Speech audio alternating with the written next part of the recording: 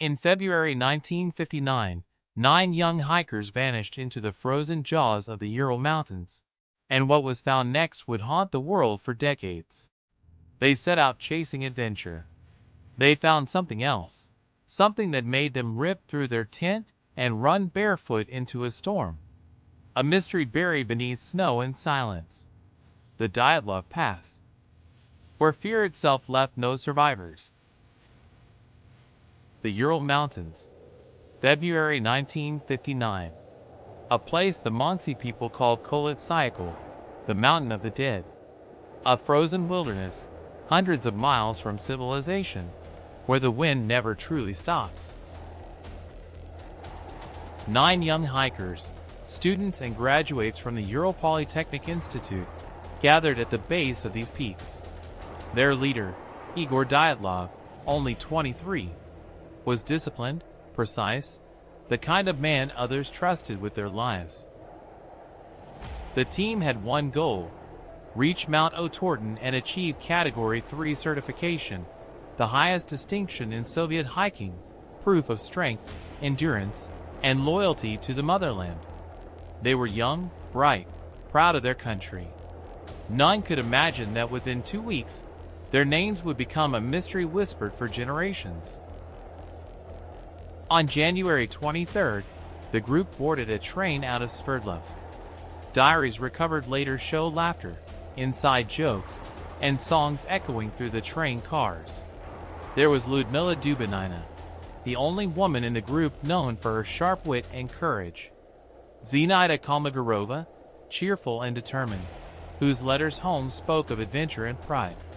Rustam Slobodin, an athlete who loved testing his limits. Yuri Doroshenko, brave, hot-tempered but loyal. Nikolai Thibault-Brignol, calm, thoughtful, civil engineering student. Alexander Kolevitov, analytical, quiet physics student. Semyon Zolotaryov, older, experienced outdoorsman and World War II veteran who joined last minute. And Yuri Krivonischenko, the group's joker, always with a camera, always laughing. Together with Dyatlov, they formed a team that understood both science and survival. Their gear was simple but sufficient: tents, skis, axes, notebooks, cameras. They even brought a small stove to melt snow for water. The final member, Yuri Yudin, fell ill along the way and returned home, unknowingly saving his life. Before parting, Dyatlov told him, "When we get back, we'll share our stories." They would never return. The group trekked through forests and frozen rivers, camping each night under temperatures dropping to -30 degrees Celsius. In their journals, the last entries speak of good spirits. They sang, played mandolin, and joked about the horrors of Soviet porridge. But on February 1st, the weather worsened. Winds howled down from the mountain peaks, erasing the trail. They veered off course and found themselves near Kolit-Syakhl, a slope exposed to brutal gusts. Instead of retreating to the tree line, Dyatlov decided to pitch the tent right there, on the open slope, perhaps for training, perhaps to test themselves. It was a decision made in confidence, and remembered in horror. As night fell, snow piled against the tent walls. The mountain went silent. The next entries in their journals end abruptly mid-sentence. When the hikers failed to return by February 12th, no one worried at first. Expeditions often ran late. But by February 20th, relatives demanded a search. Volunteers, fellow students, and later the army scoured the region, facing the same merciless winds the hikers had endured. Then, on February 26th, rescuers spotted something in the snow: a torn, half-buried tent on the slope of Kolit-Syakhl. Inside were boots, coats, a flask of vodka, notebooks, and a small stove, everything needed to survive. The tent had been slashed open from the inside. Footprints, some barefoot, some in socks, led downhill into the darkness. Whatever happened inside that tent had sent 9 experienced hikers running into a blizzard, and none of them had ever returned.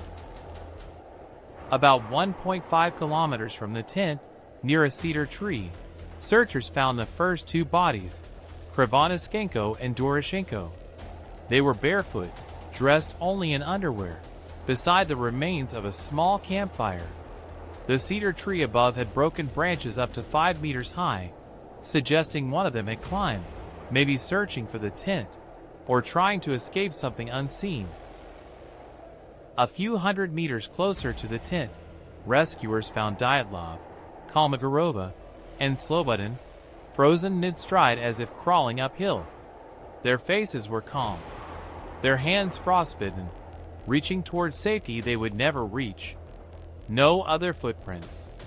No sign of an attack. The snow had erased everything, except the question. For months, the mountain hid its final secrets. It wasn't until May, after the thaw, that the remaining 4 hikers were discovered in a ravine about 75 meters from the cedar tree. They had tried to dig a snow shelter. Their bodies were buried under several feet of snow. 3 of them had massive internal injuries, crushed ribs, fractured skulls, yet their skin was mostly intact. No external bruising, no cuts, nothing to explain such force. 1, Ludmila Dubinina, was missing her eyes and part of her tongue. Investigators noted traces of radiation on some clothing, mild but measurable. How could 9 people, trained and disciplined, die in such chaos without leaving a clear clue? The Soviet authorities had no answer. By May, the Soviet government classified the case.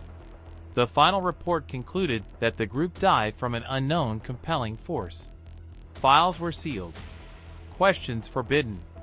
Families were told not to discuss the details. The mountain was closed to travelers for 3 years. But silence only deepened the mystery. Over time, fragments of the official investigation leaked, medical records, autopsy sketches, photos. Nothing added up. Some suggested the military intervened. Others whispered about experiments in secret bases hidden deep within the Urals. The Dyatlov Pass mystery was born, and would never truly fade. For decades, the official explanation shifted between theories. The most popular, an avalanche. But early critics argued the slope was too gentle, and no snow displacement was visible when rescuers arrived. Still, in 2021, Swiss scientists Johann Gohm and Alexander Puzrin used modern snow modeling to test the idea again. They discovered that a rare delayed slab avalanche could indeed occur on that slope, triggered by a cut in the snowpack from the hikers themselves, hours after they pitched the tent. When the slab released, it could have crushed the tent, caused panic, and forced the hikers to flee in freezing confusion. This new model fits some injuries, but not all. It didn't explain why they ran barefoot, or how radiation appeared on their clothes. Another theory suggested something more human and more secret. Locals reported strange orange lights in the sky on the night of the tragedy. Some historians believe the hikers may have witnessed military testing, perhaps mines, rockets, or experimental parachute flares. Declassified documents show that weapons testing occurred in parts of the Urals during that period, but there is no verified link to the Dyatlov group. Could panic from explosions or flashes have caused them to flee? The radiation, the secrecy, the sudden closure of the region, all fueled suspicion. Yet without proof, the theory remains only that. A theory. A more scientific, yet equally eerie, explanation came decades later. Researchers proposed that strong winds blowing around the mountain could create a Kármán vortex street, producing infrasound, a low-frequency vibration humans can't hear, but can feel. Exposure to infrasound can cause panic, nausea, and a sense of doom. If the hikers experienced it, they might have felt irrational fear, slashing the tent and running into the night without understanding why. Slowly, their senses would have returned. But by then, the cold had already sealed their fate. It's a theory that explains behavior, but not the physical trauma. Beyond science and secrecy lies folklore. The Mansi people, native to the region, avoided Koletsyakal for generations. Legends spoke of cursed peaks where the spirits of the dead linger. Some theorists suggest the group may have disturbed sacred ground or experienced a rare natural phenomenon, like ball lightning or ice-induced plasma. Others link the glowing lights to meteor activity recorded that same night across parts of Siberia. No theory fits every fact, yet each holds a fragment of truth, a glimpse into the terror of that frozen night. The only thing all experts agree on: the hikers faced something sudden, powerful, and completely unexpected. In 2019, Russian authorities reopened the Dyatlov investigation after decades of speculation. Modern forensic testing revisited photos, autopsy notes, and weather data. In 2020, officials concluded that a slab avalanche and hypothermia were the likely causes. Families disagreed, saying the explanation ignored the unnatural injuries and the lack of avalanche evidence. But to this day, the government stands by its conclusion, closing the case once more. Still, every winter, hikers, journalists, and scientists return to Dyatlov Pass, standing in the snow, listening to the same wind that swallowed 9 voices in 1959. The Dyatlov Pass mystery has become more than a tragedy. It's a mirror of fear, endurance, and the unknown. Countless books, documentaries, and films have tried to solve it, but none can capture the final moments those hikers faced. The diaries they left behind reveal only fragments: laughter, hope, pride. Their final photo shows smiles fading into the snow. More than 6 decades later, we're left with questions carved into ice. What forced them out of the tent? What crushed their bones without leaving a mark? What really happened on that mountain of the dead?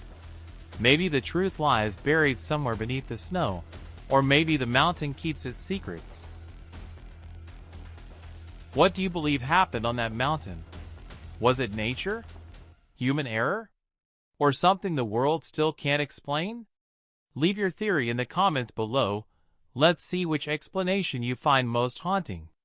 And if mysteries like this keep you awake at night, subscribe to Hunting Cold Cases, where every mystery has a shadow, and every shadow tells a story.